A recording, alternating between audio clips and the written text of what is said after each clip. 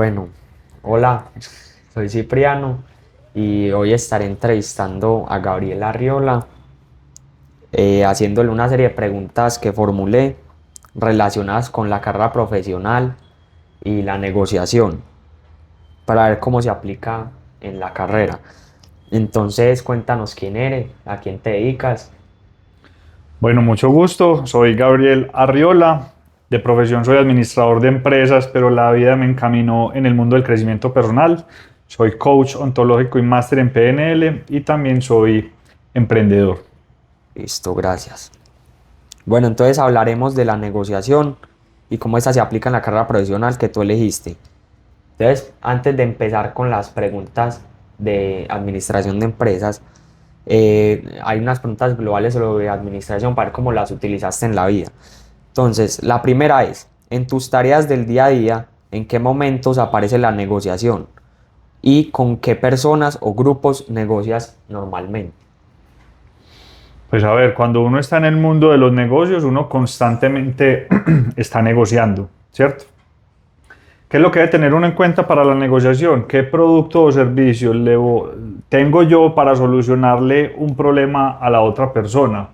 Y antes de entrar a buscarle solucionar, pues yo tengo que tener unos márgenes en los que yo me pueda mover y que se acomode a lo que la otra está pensando, está necesitando, tanto a nivel económico y a nivel pues como de promesa de transformación.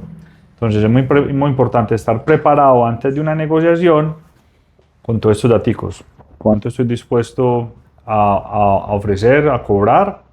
¿Y cuál es la promesa de transformación de la otra persona? ¿Cuándo lo utilizo? A toda hora. O sea, uno siempre está negociando, uno siempre se está relacionando con las personas. Entonces digamos que es muy normal estar en negociaciones. Listo. Usas el concepto MAN, que es mejor alternativa a un acuerdo negociado. Si lo haces, ¿cómo lo defines? ¿Qué tan importante es para ti tener un plan B? Que eso es, el MAN es como un plan B. Bueno, la verdad es que es primera vez que lo conozco, pero sí, siempre es importante tener un plan B porque ahorita en la economía actual y todo lo que está pasando en el mundo, hay que buscar mucho personalizar los servicios o los productos. Las personas cada vez quieren más personalizar algo, entonces uno tener un producto, un servicio estandarizado, a veces de pronto no se acomoda a las personas. Entonces sí es importante tener un plan B o no un plan B, sino flexibilizar un poco más ese producto o servicio para que se acomode a las necesidades de la persona. Listo. ¿Puedes darme un ejemplo de una negociación que no salió como lo esperabas? ¿Qué crees que falló y qué aprendiste de esa experiencia? Bueno, pues hablemos en el mundo del coaching. Yo tengo una metodología virtual con acompañamiento personalizado. Es una metodología de alto valor o lo que se conoce en el mundo digital como high ticket. Digamos que no es tanto una negociación, pero al final sí lo es porque uno finalmente está tratando con una persona que quiere invertir como en su crecimiento personal. Mm, Cuando yo inicié en estas ofertas de las metodologías, pues obviamente uno de cierta manera tiene que ser negociador y vendedor pues, para darse a conocer. Digamos que al principio empecé a tener muchos retos por el alto valor que las personas no lo estaban percibiendo. No tenía como el ecosistema para que las personas al final pudieran tomar una decisión viendo el valor de la metodología. Entonces, digamos que yo me encapsulé mucho en ese precio final y llevar a la persona a que llegara a ese precio final, y ese fue mi error. ¿Qué es lo que yo debía haber hecho? Buscar una alternativa que se acomode a lo que la persona necesita de acuerdo al valor que le está viendo dentro de lo que le puedo ofrecer, ¿cierto? Sí. Algo así. Bueno, para empezar con las preguntas de administración de empresas, ¿por qué la negociación es una herramienta importante en esta carrera? Porque digamos que, a ver, si de pronto le cambiamos el nombre a la negociación y le ponemos un intercambio de bienes y servicios, ¿cierto? O sea, la economía y prácticamente el ser humano se basa en el servicio y en el intercambio de los servicios, ¿cierto? De hecho, la moneda nació por eso. Antes había el trueque, que era el intercambio de un animal por dos gallinas, entonces no coincidía, entonces tuvieron que crear el dinero. ¿cierto? Pero no vamos a echar mucha historia acá. Pero entonces en las negociaciones siempre hay un intercambio, ¿cierto? Entonces no lo miremos tanto como negociación, sino como un intercambio de bienes y servicios donde siempre se va a necesitar para el crecimiento de todo el mundo. O sea, todos necesitamos de alguna manera un bien o un servicio. Sí. Entonces siempre se va a necesitar. Listo. ¿Cómo afecta la negociación a la imagen y reputación de una empresa? Total, horrible. Una persona que no sepa negociar, que no pueda hablar con el tono de voz adecuado, que no conozca su producto, que no conozca su servicio, va a generar una muy mala imagen a las personas. De hecho, los clientes son los dueños de las empresas, porque finalmente son los clientes los que mantienen o generan los ingresos para que una empresa se sostenga. Entonces la negociación es ese contacto directo con esa persona y ese contacto directo debe representar todo lo que es la empresa. Entonces, si un vendedor o una persona que esté negociando no tiene las capacidades, las cualidades, la energía, no le gusta vender, le tiene miedo, le tiene miedo a relacionarse, que se vaya, como dice lo Wall Street, para McDonald's. ¿En qué decisiones administrativas es indispensable saber negociar? ¿Me repites, por favor? ¿En qué decisiones administrativas es indispensable saber negociar? Pues a ver, lo que pasa es que esa es una pregunta muy abierta, pero pues lo digo como con una frase, y es que uno tiene que ser como el bambú, rígido en el objetivo y flexible en la forma de llegar al objetivo. Entonces digamos que en esa forma flexible de llegar a ese objetivo hay que aprender a flexibilizar. Lo que pasa es que nosotros todos los días estamos negociando, no solo con nuestros clientes, sino con nuestros compañeros, con nuestros colegas, con la secretaria, con el dueño, con el gerente. O sea, nosotros a toda hora estamos negociando. Entonces hay que ser flexible porque no siempre las cosas van a salir como uno quiere o no todo lo puedo encapsular a mi manera, sino que yo tengo que aprender a fluir como con todo el entorno. Entonces las negociaciones siempre se van a presentar, no solo para generar ingresos, sino con todo mi entorno, en este caso laboral. Listo. ¿Cómo se relaciona la negociación con el proceso de ventas y con el manejo de clientes? Pues para yo poder negociar, primero tengo que conocer la necesidad del cliente, Sí. ¿cierto?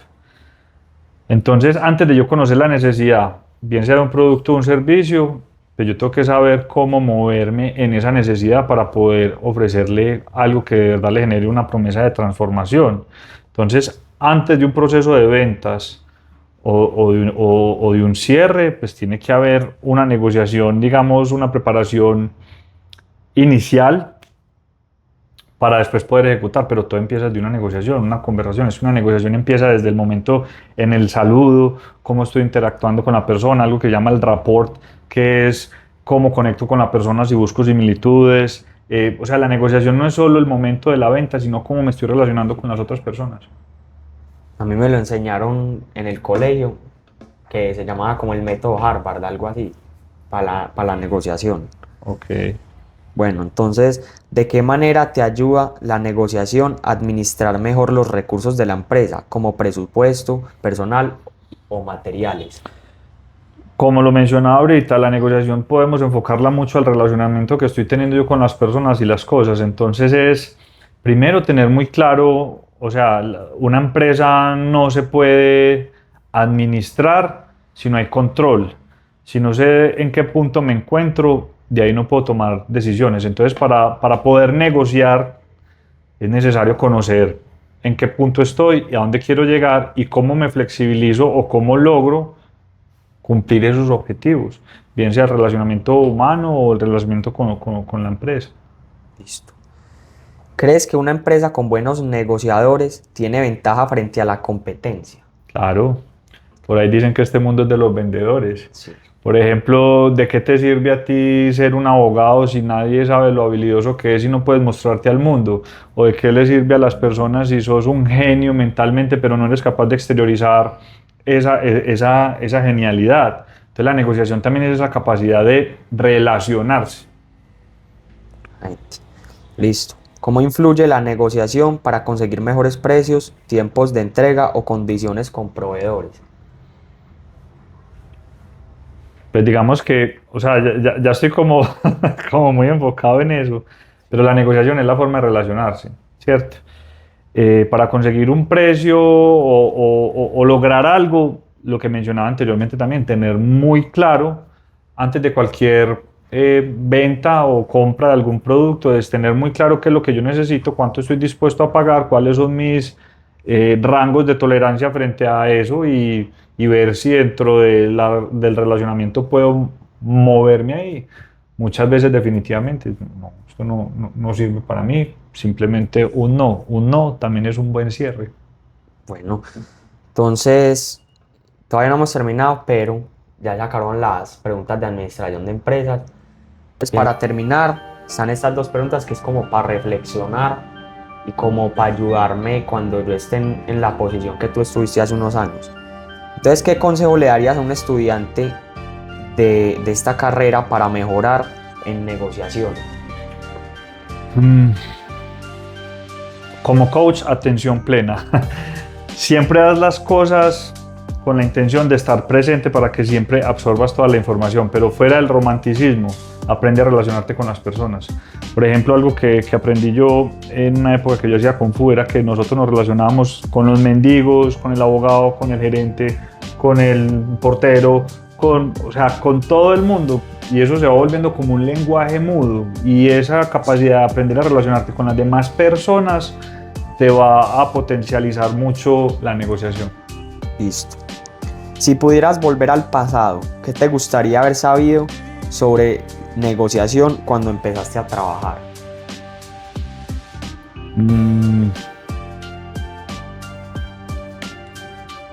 No sé. Diría, no sé, yo lo veo mucho como por el amor propio.